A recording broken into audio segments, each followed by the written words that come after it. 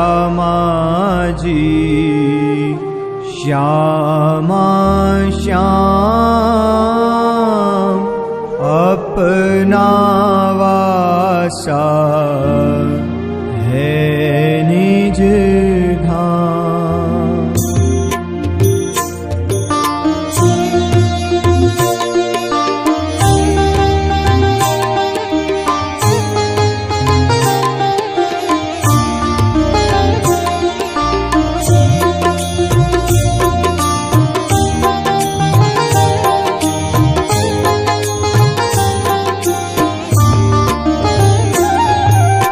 महत्वाकांक्षा कभी पूरी नहीं होती, इसलिए ये तृष्णा है। लेकिन तृष्णा के लिए प्राण जी महाराज ने सुंदर भाव भी प्रस्तुत किया। पॉजिटिव ही है प्राण जी महाराज तृष्णा के प्रति।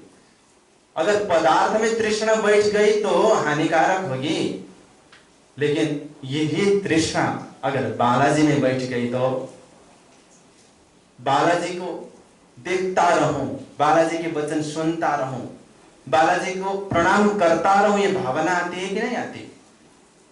एक व्यक्ति ने अपनी संपत्ति की गणना करने लगाया, गणना किया गया संपत्ति का, और उस व्यक्ति ने 3 दिन लगा के संपत्ति का गणना किया और बताया, सेठ जी आप क्यों परेशान हो रहे हो? आपकी संपत्ति इतनी ज्यादा है कि आपकी 49 पीढ़ी खाएगी ये संपत्ति। सेठ तो रोने लगा, अरे सेठ जी आप क्यों रो रहे हो? अरे 50वीं पीढ़ी क्या खाएगी? यह तृष्णा, अगर ये तृष्णा धनी में जाके बैठ गई तो इसलिए प्राण जी महाराज ने कहा, अबे तृष्णा किम काढ़ू, तुझे मैं क्यों हटाऊं? तृष्णा आओ मारा बालाजी मां जिम बस करूं धनी श्री धाम। मेरे बालाजी में आकर बैठ जा ताकि मैं धनी जी को बस कर सकूं। कितना अच्छा संबोधन है, धनी जी, धनी श्री धाम। इंद्रावती कहती है, एक बचन मारी दाज भाजे से जारे कहूं धनी श्री धाम। जब मैं धाम धनी शब्द से संबोधन करता हूं ना, मेरी हृदय की सारी जलन मिट जाती है। 8 नंबर में मोह के ऊपर चर्चा करते हैं। और मोह की ऐसी खासियत होती है, मोह जहां जाकर बैठता है वहां से उसे कोई अलग नहीं कर सकता। भ्रमर जो होता है, भंवरा बोलते हैं, भ्रमर फूल का रस लेता है। आज भंवरा कमल के फूल में जाकर बैठा, और कमल के फूल की विशेषता क्या होती है? शाम के समय में फूल बंद होता है। भंवर ने सोचा तो कल खुल जाएगा तब मैं जाऊंगा, क्योंकि वो रस ले रहा था, रस के प्रति अभिन्न संबंध बना था, अनन्य संबंध बना था। मोह इसी का नाम तो है। अगर भ्रमर चाहे तो उसे भेदन करके भी निकल सकता था, क्योंकि कितने कठोर कठोर पेट को छेद करके वो अंदर जाता है। अगर भ्रमर ने काट लिया तो बुखार आता है। फूल की नरम नरम कलियां, पाखड़ियों को वो काट सकता था, बाहर आ सकता था, लेकिन रस के मोह के कारण वो अंदर बैठा रहा। रात को ही हाथी आया और फूल के साथ ही भ्रमर को निगल लिया। तो उसकी दशा क्या हुई? मोह से गति नहीं होती है, लेकिन मोह और प्रेम में ज्यादा फर्क नहीं है। गुरु जी 108 मंगलदास जी महाराज कहते हैं कि परमात्मा के प्रति अगर मोह होगा उसका नाम है प्रेम, और संसार के प्रति अगर प्रेम हुआ तो उसका नाम है मोह। पदार्थ के प्रति जो संबंध बनता है वो मोह है, परमात्मा के प्रति अगर संबंध बन गया तो वो प्रेम है। इसलिए मोह को प्राण जी महाराज ने स्वीकार किया और धनिक में जाकर बैठ कहा। मोह कहता है જે નીત દેખાડે તમે मुने तेने जड़ थई पलगू हूँ अंध। अब मैं इस तरह से चिपक जाता हूं कि कभी छोड़ता नहीं। इस प्रकार मोह की जागनी होती है। प्रसंग 9 में हर्ष और शोक के विषय में प्रणय जी महाराज चिंतन करते हैं। ये हर्ष और शोक सही समय में आना चाहिए। एक व्यक्ति को कहा गया कि तो हंसना चाहिए। वो हंसता रहा, हंसते हुए जा रहा था, आगे अर्थी आ रही थी तो थप्पड़ मिला, क्योंकि अर्थी आ रही है, वो हंसता है। फिर उन्होंने कहा इस परिस्थिति में हंसना नहीं चाहिए, रोना चाहिए, रो। फिर रोने लगा। आगे गया तो शादी की बारात आ रही थी, उत्सव मनाया जा रहा था, वहां जाकर रोने लगा। वहां पर भी उसको थप्पड़ मिला, क्योंकि जो सही समय में करना चाहिए था, सही समय में वो अगर नहीं किया तो थप्पड़ का भागीदार बनना पड़ता है। इसलिए प्रणय जी महाराज कहते हैं कि धनी मिले तो हरखन आव्यो, चाले शोकन आव्य निर्वाण। धनी मिल गए तो हर्ष नहीं आया, चले गए शोक नहीं हुआ। इसलिए हवे आबो तमे खरी नींदमा, सच्ची वस्तु में तो आ जाना। जब धनी मिलेंगे ना तो हर्षित हो जा, जब धनी चले जाएंगे तो शोक कर। प्रैक्टिकली देखें तो कल जवाई दामाद आने वाले हैं, कितना हर्ष होता है। और पिताजी बोले कल गुरुजी आने वाले हैं, तो शोक होता है। ये तो सच्ची नींद नहीं हुई, सच्ची नींद में नहीं आया। इसीलिए हवे आवो तमे खरी नींद में, सच्ची वस्तु में तो लो आ जाना, हर्ष और शोक। प्रसंग 10 में कहते हैं मद मत्सर अहमेव अहंकार। इसी प्रसंग में 3 गुण के ऊपर चर्चा की गई है। मद मत्सर अहमेव अहंकार। मद मत्सर अहमेव अहंकार, तमे दौड़ किधी संसार। फीट फीट गुण घोड़ा एवा बलिया, तमे बिछुह पाड्यो मारे आधार। तमे बिछुह पाड्यो मारे आधार। मद मत्सर अहमेव अहंकार। मद यानी कि उन्मत्तता, मस्तीपन। जैसे बोलते हैं ना, धन का मद, यौवन का मद। और मद जब शब्द का प्रयोग होता है तो बोलते हैं मदमस्त हाथी, बोलते हैं कि नहीं। तो मद शब्द हाथी के लिए लागू किया गया, यूज में आया। कैसा अहंकारी हाथी नहीं बोलते हैं, मदमस्त हाथी बोलते हैं। इसलिए अगर मद आया तो हम भी जानवर के समान हो गए। दूसरा है अहंकार। अहंकार किसको प्रिय लगता है? किसी को प्रिय नहीं लगता। अहंकारी के साथ रह सकते हैं, थोड़ी देर समय भी अहंकारी के साथ हम रह नहीं सकते, लेकिन अभिमान और स्वाभिमान में ज्यादा फर्क नहीं है, थोड़ा ही फर्क है। जैसे उदाहरण के लिए, मैं अच्छा भजन गाता हूं, ये स्वाभिमान है, लेकिन उसी में मैं ही अच्छा भजन गाता हूं, ये अभिमान हुआ। थोड़ा ही फर्क है। अभिमानी को भी श्रद्धा मिलती है, सम्मान मिलता है, और विद्वान को भी सम्मान मिलता है, श्रद्धा मिलती है। लेकिन अभिमानी अहंकारी की श्रद्धा कैसी होती है? फोड़ा की तरह होती है।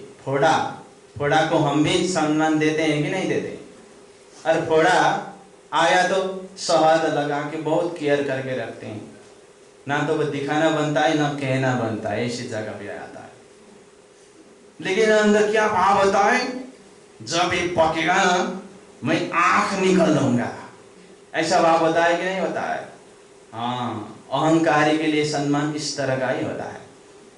डॉक्टर को भी हम बहुत सम्मान देते हैं, डॉक्टर साहब आगे पीछे दौड़ करते हैं। डॉक्टर को सम्मान देने का मतलब क्या होता है? कि अपना जो मरीज है उसकी इलाज अच्छी हो, ये भाव होता है कि नहीं होता है? तो अहंकारी का सम्मान भी ऐसा ही होता है। और ईर्ष्या, मत्सर शब्द आया। मत्सर यानी कि ईर्ष्या। ईर्ष्या और आग में ज्यादा फर्क नहीं है। आग शरीर को जलाती है, ईर्ष्या अंतस्करण को जलाती है, लेकिन दोनों आग तो आग ही है।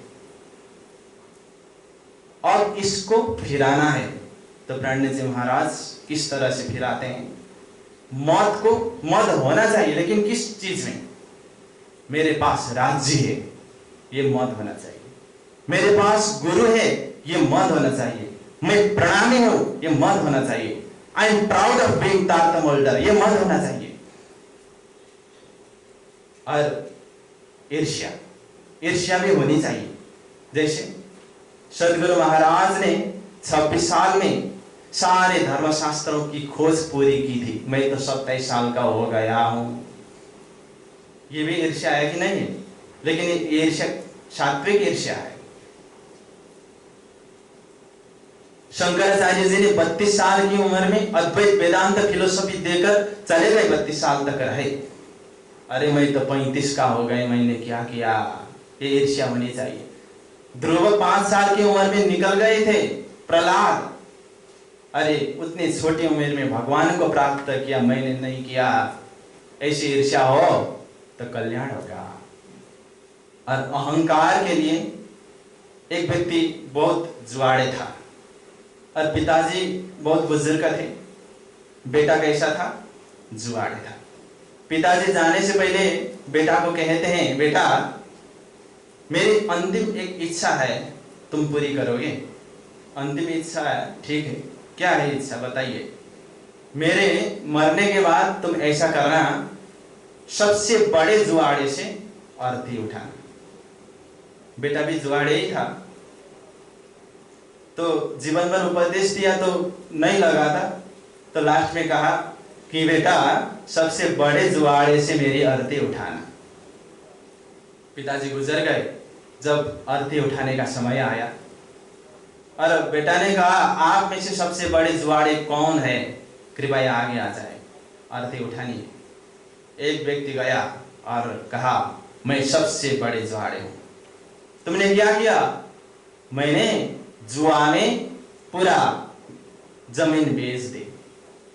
दूसरा आया, इससे बड़ा जुआड़े तो मैं हूं, क्योंकि मैंने जमीन के साथ में घर भी बेच दिया।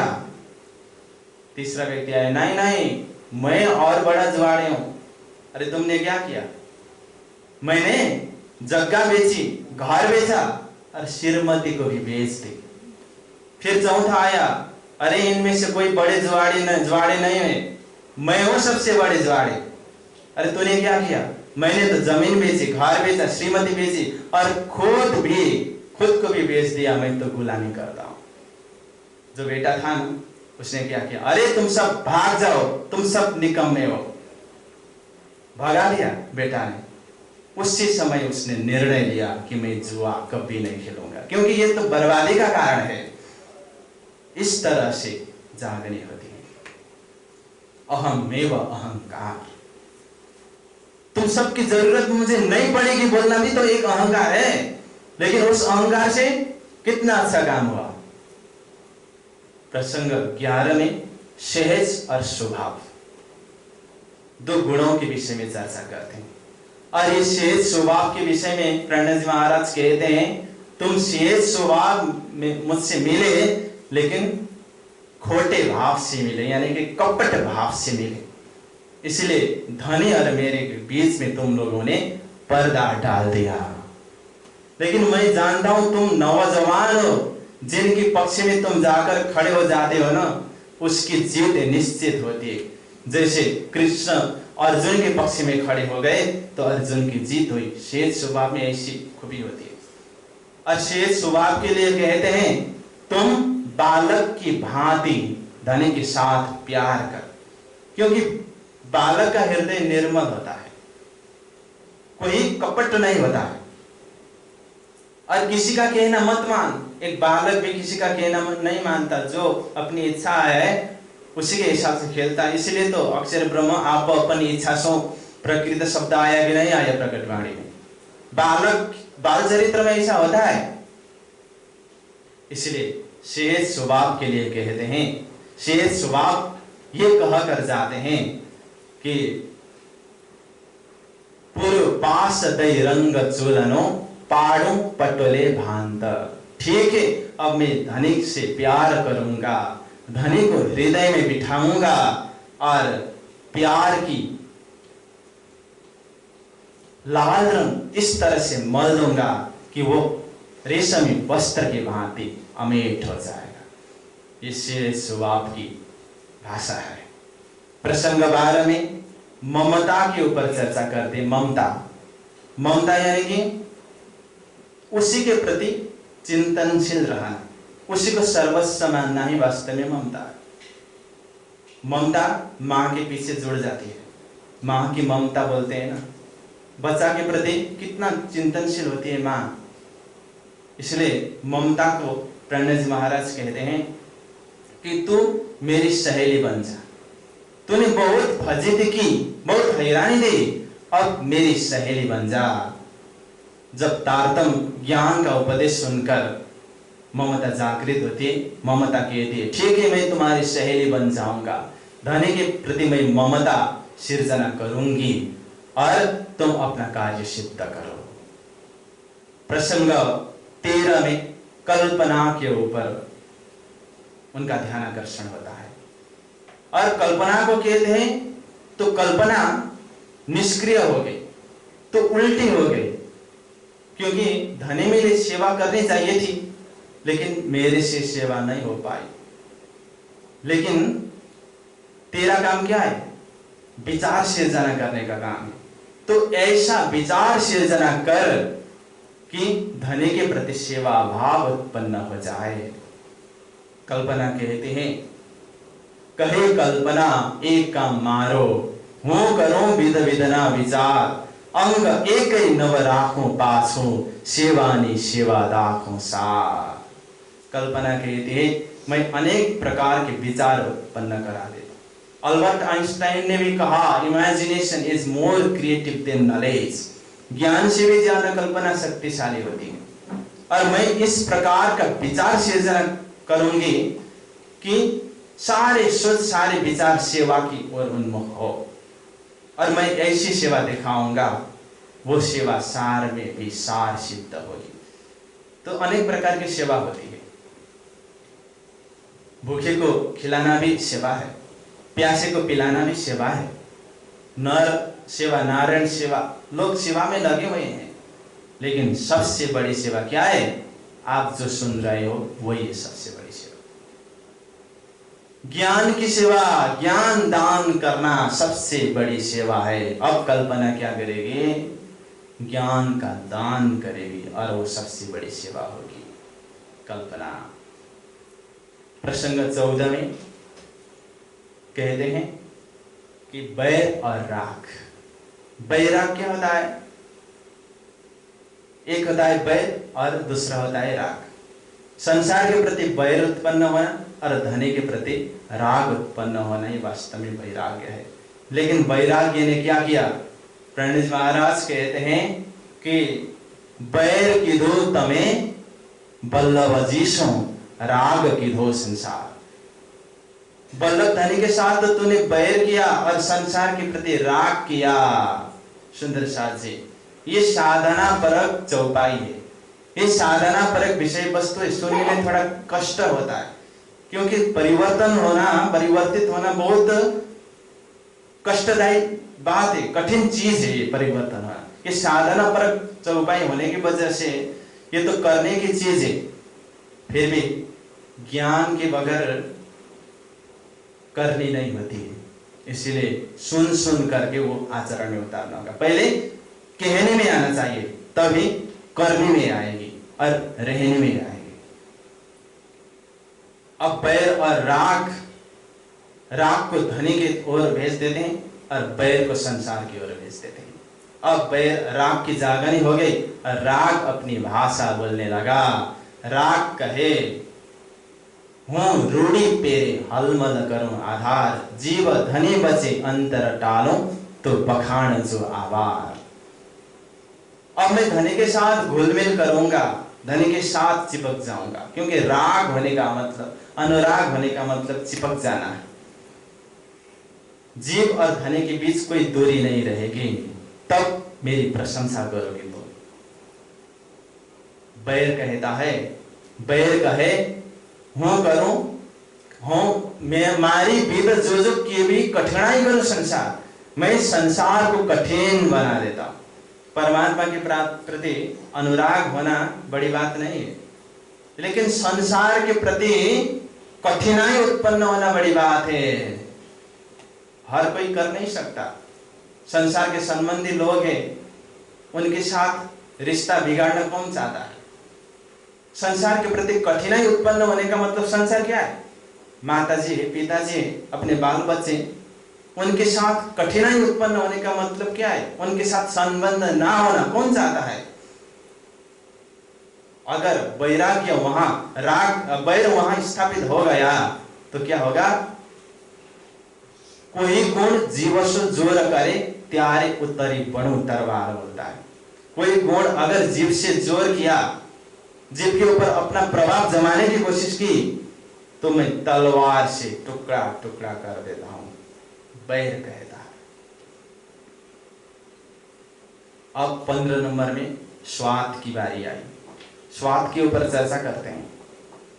प्रणय जी महाराज कहते हैं कि तूने क्या किया है? स्वार्थ। मीठे धनी मिले थे, उन्होंने अमृत दिया था, लेकिन तूने अमृत को छोड़कर विष पिया, तो विषय के ओर उन्मुख हो गया। और अभी गुरुजी बता रहे थे, एक होता है विष, दूसरा होता है विषय। विष तो खाने से असर करता है, लेकिन विषय तो चिंतन मात्र करने से असर करता है। हमारा स्वाद को तो देखिए सुंदर शाह जी भक्तजन, हम क्या करते हैं? दूध बेचते हैं और शराब खरीद करते हैं। दूध बेचते हैं और शराब खरीदते हैं, साग बेचते हैं और पापड़ खरीदते हैं। कितना अचंभा है। और क्या होता है?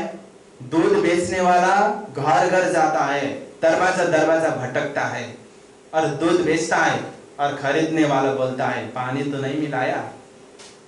और शराब बेचने वाला कहीं नहीं जाता। शराब की दुकान के यहाँ लोग जाते हैं और शराब खरीदते हैं और पानी डाल के खाते हैं। तो हम कहाँ जा रहे हैं? हमारी परंपरा, हमारा संस्कार, हमारा धर्म कहाँ जा रहा है? प्रसंग 16 में क्रोध और क्रोध के ऊपर चर्चा, प्रसंग 17 में मन के ऊपर चर्चा, प्रसंग 18 में भ्रम भ्रांतणी के ऊपर चर्चा, प्रकरण 19 में लज्जा के ऊपर चर्चा, प्रकरण 20 में आशा के ऊपर चर्चा, प्रसंग 16 में क्रोध क्रोध के ऊपर चर्चा, प्रसंग 17 में मन के ऊपर चर्चा, प्रसंग 18 में भ्रम भ्रांतणी के ऊपर चर्चा, प्रसंग 19 में लज्जा के ऊपर चर्चा, प्रसंग 20 में आशा के ऊपर चर्चा, प्रसंग 21 में अचेत गुण के ऊपर चर्चा, प्रसंग 22 में तीव्रता के ऊपर चर्चा, प्रसंग 23 में शील और संतोष के ऊपर चर्चा करते हैं प्रणय जी महाराज। अब ये सारे गुण मिलकर जीव को जवाब देते हैं, जब तक तू सोता है ना, हम कुछ नहीं कर सकते। जब तू जागृत होगा, तुमको जागृत होना पड़ेगा, तब सारे गुण अपने आप ठीक हो जाएंगे। बोले श्री प्राणनाथ प्यारे की। समय पूरा हो गया है। आइए सुंदर साथी चौपाई तो रहते हुए आज को प्रसंगों को विराम देंगे। सब प्रेम से चौपाई तो आइए। हवे करूं ते अस्तुता धर, पल्लव सुनो विनती, आटला दिवस में नव लक्ष्य मारवालैया, दिवस में नव लक्ष्य मारवालैया, मायनी लेहरा मुनि जोरहती, मायनी लेहरा मुनि जोरहती। श्री कृष्ण कन्हैया लाल की, सतगुरु महाराज की, प्राणनाथ प्यारे की, बाईज महारानी तीनों पुरी धाम की, गुरु जी 108 मंगलदास महाराज की, सकल सुंदर साथ की।